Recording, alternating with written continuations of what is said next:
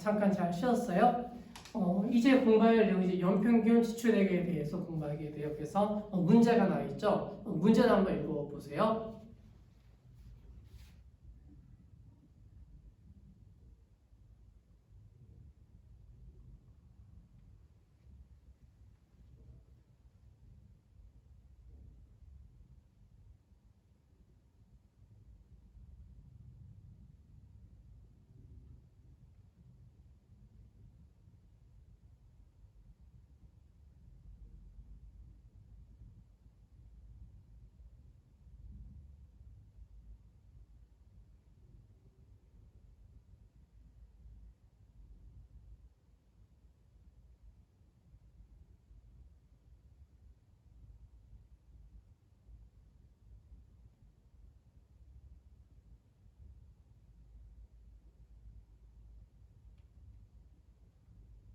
네, 문제 한번 같이 보도록 할게요. 12월 말 결산 법인인 주식회사 한국은 2021년 중 종업원을 위한 기숙사를 건설하기로 하고 건설 사업자와 800만 원의 건설 계약을 체결하였다. 그러니까 800만 원 공사 대금 그것에 대해서 계약을 맺은 거죠. 그리고 이제 두 번째 줄 계속 읽어보시면요. 고용노동부에서는 종업원 기숙사를 건설하는 경우 취득 금액의 일부에 대해서 보조금을 지급한다. 그래서 보조금을 이렇게 받았죠. 2월 1일자, 그 다음에 5월 1일자, 그 다음에 10월 1일에 각각 이렇게 정부 보조금을 받은 거죠. 그 다음에 기숙사 건물 2월 1일에 착공하여 11월 30일에 완공되었다. 거기 밑줄 그어두세요. 2월 1일에 착공했다. 착공했다는 것은 건설을 시작하게 된 거죠. 건설 시작된 시점이 된 거죠. 자본화가 시작된 시점이 2월 1일이 된다. 그래서 2월 1일이 자본화 개시 시점이 되는 거죠.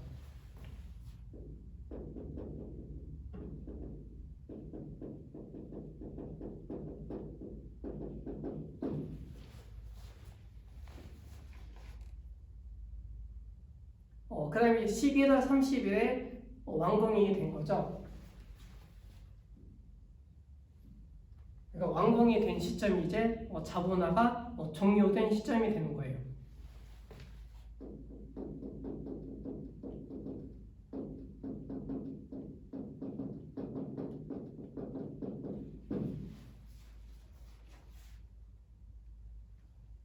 그럼 이제 자본화 기간은 2월 1일부터 11월 30일까지가 되는 거죠.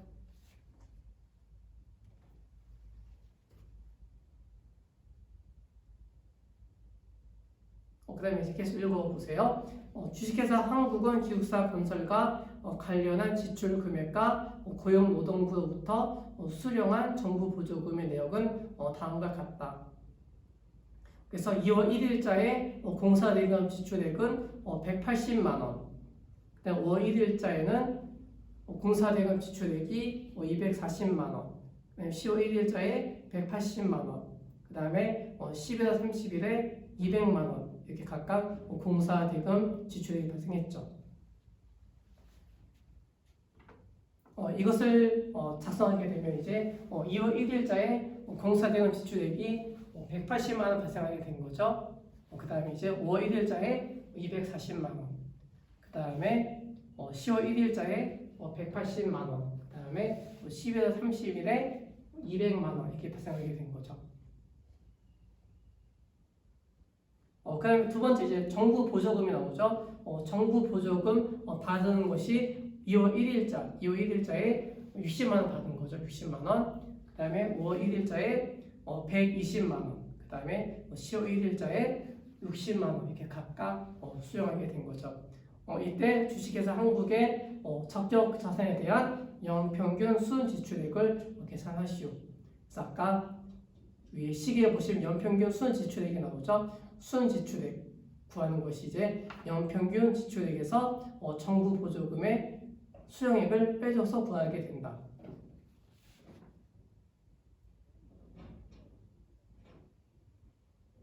첫 번째 연평균 지출액을 한번 구해 볼게요. 연평균 지출액은 첫 번째 2월 1일자 2월 1일자에 지출한 금액이 180만 원이죠. 180만 원. 180만 원 같은 경우에 2월 1일부터 11월 31일까지의 기간이 되는 거죠. 그러니까 아까 메모에 드는 거 있죠. 지출일부터 시작이 되는 거죠. 지출일이 2월 1일자죠. 2월 1일부터 11월 30일까지 발생하게 된 거죠. 그 기간을 정해야 되겠죠. 그래서 180만 원의 개월수를 정하게 되면 2월 1일부터 11월 30일까지 기간 몇 월이죠? 네, 10개월 되는 거죠. 그래서 10개월을 계산해 주게 되면 180만 원 곱하기 12분의 10 이렇게 해주면 되겠죠.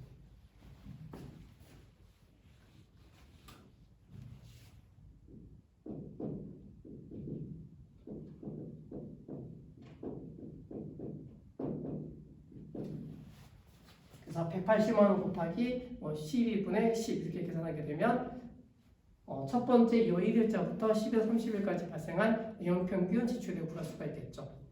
그러면 구해 보세요. 얼마가 나오게 되죠? 네, 150만 원 나오게 되죠.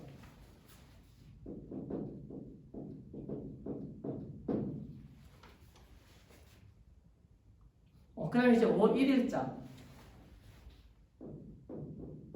5월 1일자 이제 공사 대금은 240만 원 되는 거죠.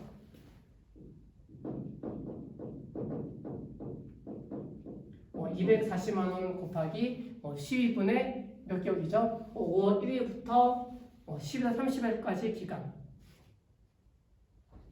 몇 개월이죠? 네, 7개월 되는 거죠. 그래서 12분의 7 이렇게 계산해 주면 돼요. 그럼 얼마가 나오게 되죠? 네, 140만 원 나오게 되죠.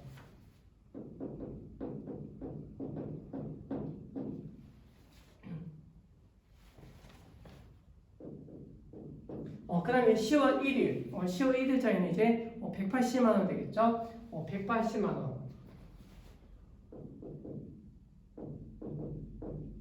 그래서 10월 1일자부터 11월 30일까지 몇 개월이죠? 네, 2개월 되는 거죠.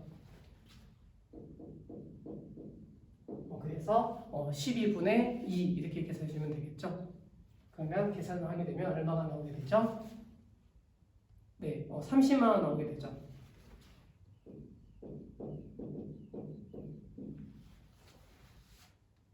그 다음에 마지막에 11월 30일 11월 30일 같은 경우에 200만 원 발생했죠. 200만 원 발생했는데 이때 종료가 되버리죠. 종료가 되니까 빵이 되겠죠. 그래서 마지막 연도에는 빵 이렇게 되는 거죠.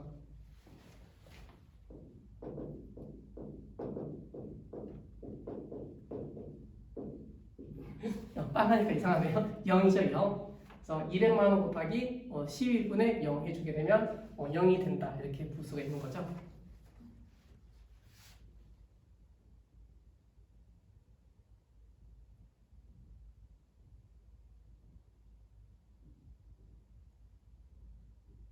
그 다음에 이제 그 옆에 이제 정부 보조금이 나오죠. 정부 보조금. 정부 보조금 같은 경우에는 2월 1일자에 60만 원 발생하게 된 거죠. 60만 원.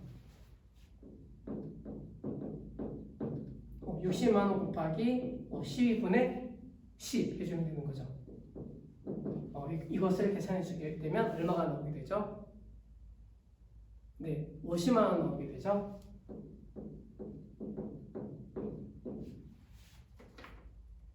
그 다음에 5월 1일자에 정부 보조금은 120만 원 되는 거죠.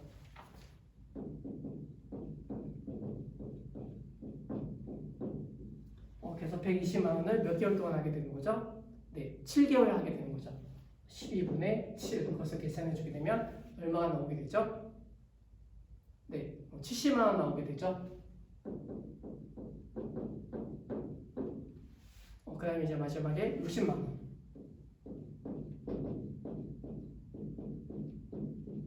60만 원 곱하기 12분의 몇이 되죠? 10월 1일부터 11월 30일까지 되니까 2개월. 그러면 10만 원 나오게 되는 거죠.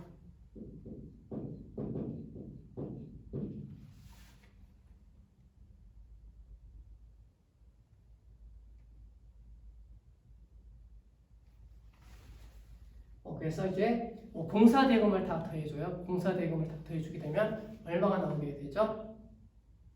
네, 320만 원 나오게 되죠. 그래서 이 320만 원이 연평균 지출액, 320만 원에서 정부 보조금을 차감해줘야 되겠죠.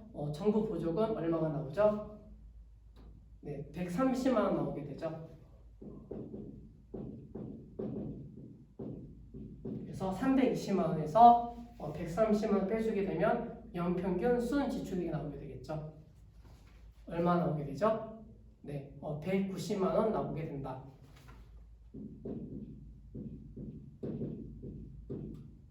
이렇게 해서 이제 첫 번째 연평균 지출액을 구하게 된 거죠. 연평균 지출액.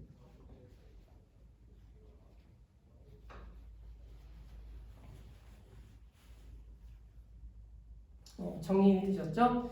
그 다음에 두 번째 특정 차입금 보도가 이제 아까 자본할 차입 원가 구할 때 두 번째가 이제 특정 차입금을 구한다. 특정 차입금 구하는 거에 대해서 살펴보도록 할게요.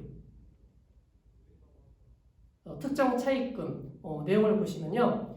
자원화 기간 동안 특정 차입금으로부터 발생한 차입 원가에서 자원화 기간 동안 특정 차입금으로 조달된 자금의 일시적 운용에서 생긴 일시 투자 수익을 차감한 금액을 자본화한다. 거기서 이제 포인트가 뭐죠? 아까 이게 메모했던 거 있죠? 네, 자본화 기간이 되겠죠. 거기에다가 체크해 두세요. 자본화 기간.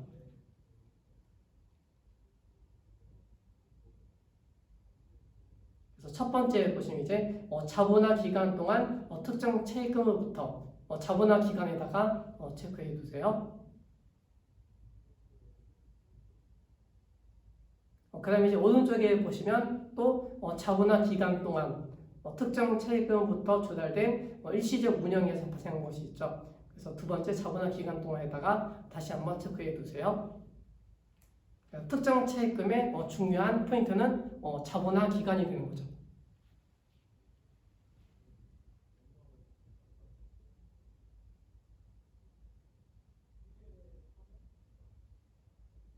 그래서 문제가 있죠. 문제를 한번 읽어보세요. 문제 읽는 동안에 칠판 지우도록 할게요.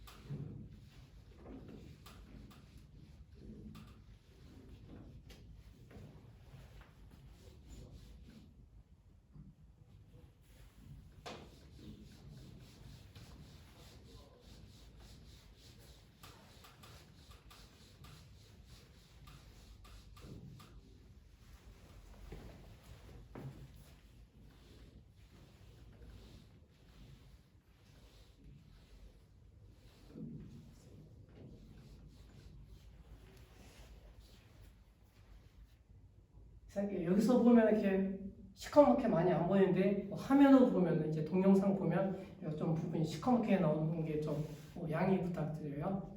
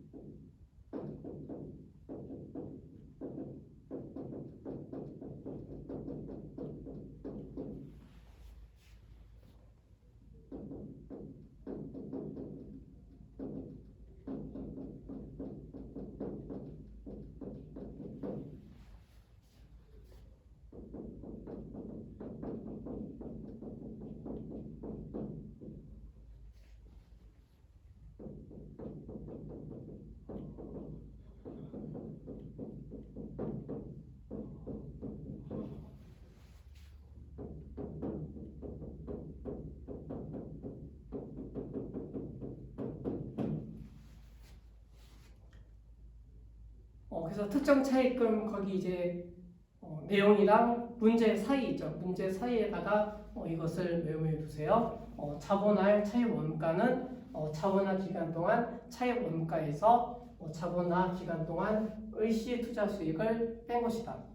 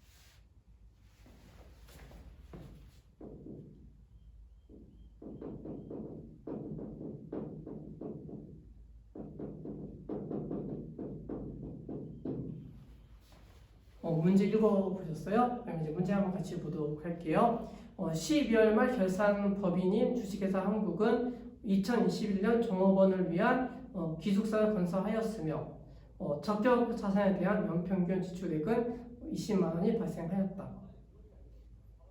그 다음에 이제 자본화 기간. 자본화 기간은 2021년 2월 1일부터 11월 30일까지다. 거기에다가 체크해 주시면 되겠죠. 자본화 기간은 2월 1일부터 11월 30일까지의 기간이다. 그래서 1번 보세요. 첫 번째, 주식회사 한국은 기숙사 건설에 사용할 목적으로 2021년 2월 1일 주식회사 우리은행으로부터 12만 원을 차입하였다. 그러니까 차입한 금액이 12만 원 되겠죠. 12만 원.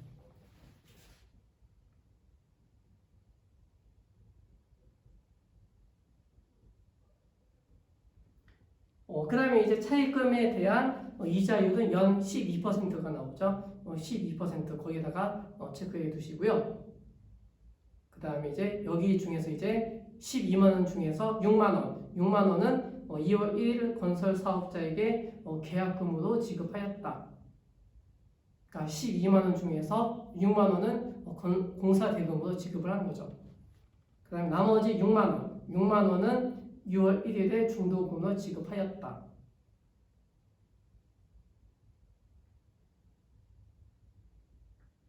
그 다음에 두 번째 보세요. 두 번째, 주식회사 한국은 차입금 중에서 계약금으로 지출한 금액을 제외한 6만 원을 4개월 만기 한 매체에 투자하였으며 한 매체 수익률 4%다.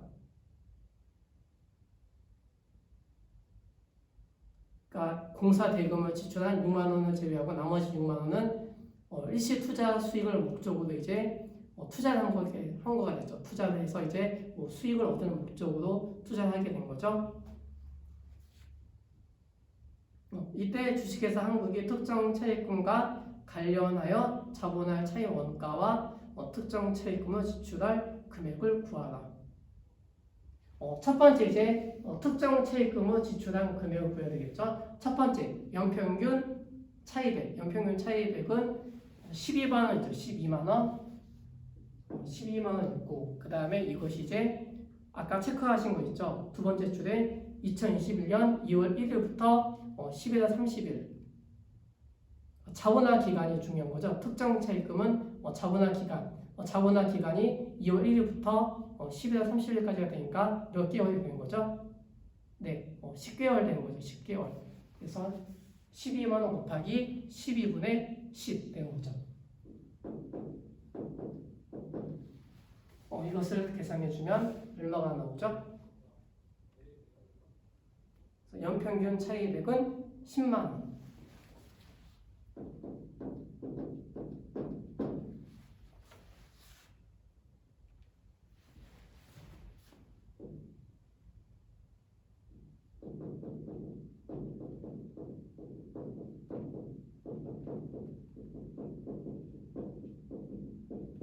두 번째 이제 연평균 일시 예치액. 그러니까 6만 원을 이제 투자한 것이 되겠죠. 6만 원 곱하기 몇 개월이 되죠? 두 번째 내용을 보시면 되겠죠. 6만 원을 4개월 동안에 한 매체에 투자하게 된 거죠. 그러니까 6만 원 곱하기 12분의 4 되는 거죠.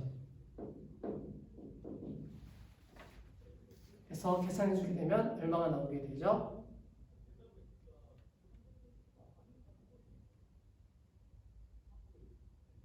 네, 2만 원 나오게 되죠.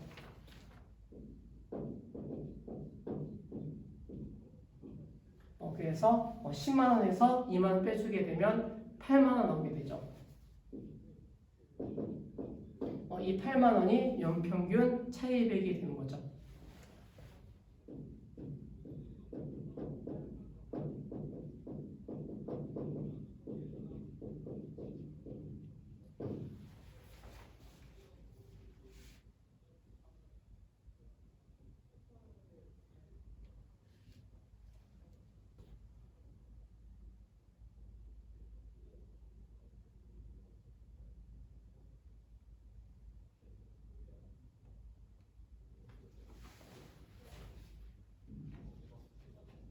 죄송해요. 특정 차입금을 지출한 금액이 되는 거죠.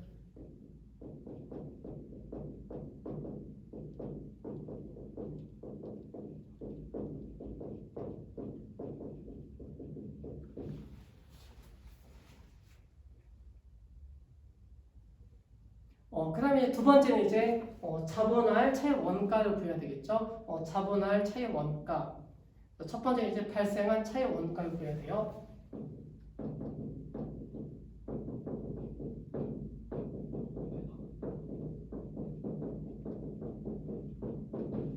발생한 차입 원가는 여기 10만 원 있죠. 12만 원 곱하기 12분의 10. 그래서 10만 원 곱하기 이자율을 곱해주면 되겠죠. 이자율. 이자율이 몇 퍼센트였죠? 네, 12%였죠. 그래서 10만 원 곱하기 12% 해주게 되면 12,000원이 나오게 돼요.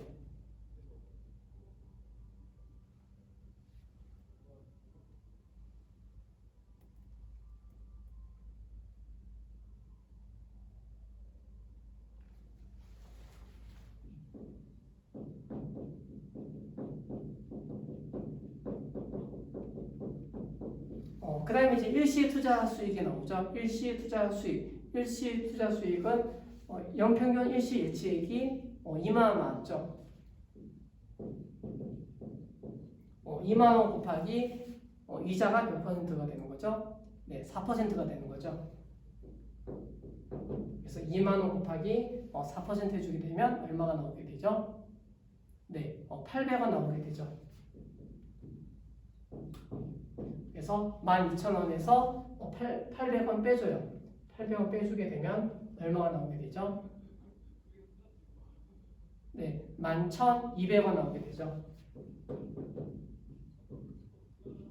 그래서 이 11,200원이 자본할 차익 원가가 되는 거죠.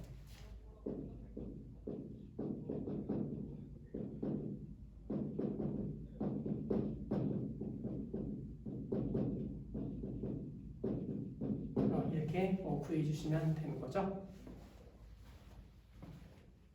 이것이 이제 두 번째 특정 차입금에 대해서 정리하는 거예요.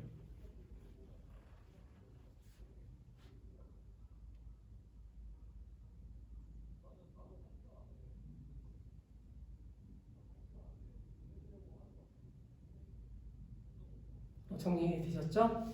그 다음에 세 번째 보기죠. 세 번째는 이제 일반 차입금의 자본할 차입 원가를 구해야 되겠죠? 일반 차입금의 자본할 차입 원가.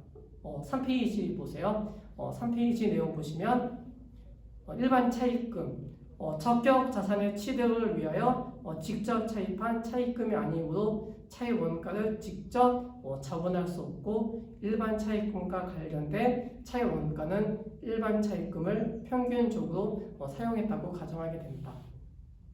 그래서 일반 차입금 같은 경우에는 회계 기간을 보게 되는 거죠. 회계 기간이라고 메모해 두세요. 회계 기간.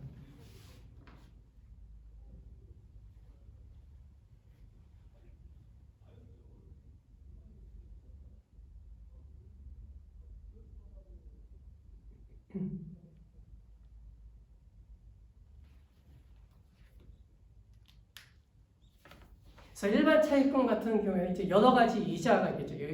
여러 가지 차입한 금액이 있을 거죠. 그것을 이제 가중 평균해야 되겠죠. 그래서 자본화 이자율을 구해줘야 돼요. 그래서 자본화 이자율 구하려면 거기 이제 식이 나와 있죠. 식을 보시면 일반 차입금에 대한 회계기간 중 발생한 차입 원가에서 일반 차입금의 연평균 차입액을 나눠서 구한다. 그래서 자본화 이자율 거기 가운데 회계기간 중 나오죠. 회계기간에다가 체크해 두세요.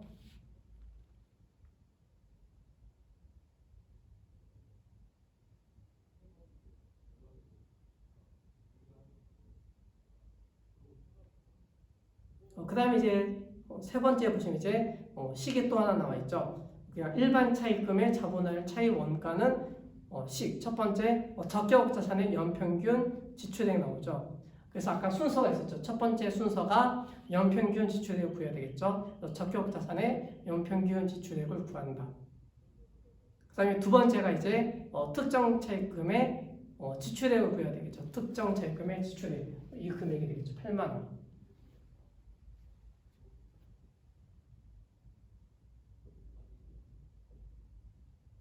그래서 적격 자산의 연평균 지출액에서 특정 차입금의 지출액을 빼준 다음에 위의 식의 자본화 이자율을 곱해서 일반 차입금의 자본화 차입 원가를 구하게 된다고 볼 수가 있는 거죠. 그 다음에 이제 문제가 나와 있죠. 문제를 읽어보세요. 문제 읽는 동안에 칠판 지우도록 할게요.